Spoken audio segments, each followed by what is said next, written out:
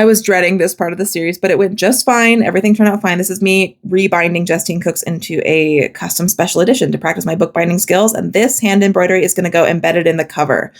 So we have to turn it into book cloth.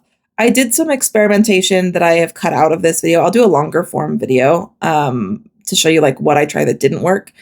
But I had some sacrifice fabric and a sacrifice embroidery that are lost to the ether. Thank you for your service. Here, I'm just wet blocking the fabric so that it will dry really flat. And then I'm snipping off the jump threads here on the back so they don't show through. I wasn't sure they would, but just in case. It's going to get glued down. So normally I wouldn't snip those off, but I'm not worried.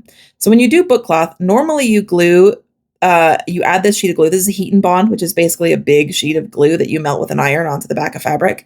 You would normally apply that directly to the fabric. But what I discovered in my experiments was that wasn't working. It was like clumping weird and just not making me angry. So I am pressing my embroidery flat and I've ironed the glue instead to the tissue, which is what you would use as the backing on book cloth. So it's the same steps, but reversed. And it was a little bit more difficult, but it worked for this. So I could have embroidered directly on book cloth. I could have bought it or pre-made it and then embroidered on it, but it would be harder. And the reason that you back it in paper and stuff like this is so that the liquid glue that you use to assemble the book doesn't seep through the fabric. And if I poked a million holes in it, that would still happen. So I'd still have to add a backing anyway, even if I did that. So I did think about that, but it doesn't like work the same. So I glued it on. It went just fine. I did some practice runs, which really helped. And that was it. It's proper book cloth now. It's got the fabric and then that layer of glue and then the tissue, a little crinkles from it being backed in paper, but those will press out, I'm positive. So now I want to make the rest of the book cloth. This will be the main portion of the book.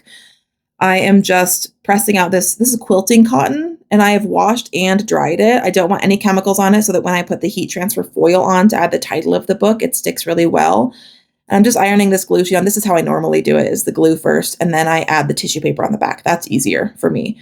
But the other way worked fine too. So if that is your preference, then you do you, girl.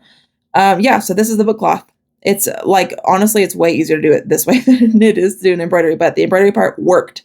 So if you were thinking about doing that, that's how I did it. I put on the tissue first and then on the fabric, and it worked just fine. So here you can see the color scheme coming together, that dark blue for most of the book, and then a cutout of those tomatoes in the center. I think it's going to be so cute. So the next part, we're going to assemble the cover, and then we just have to put the book together. So probably a couple more parts and we are finished.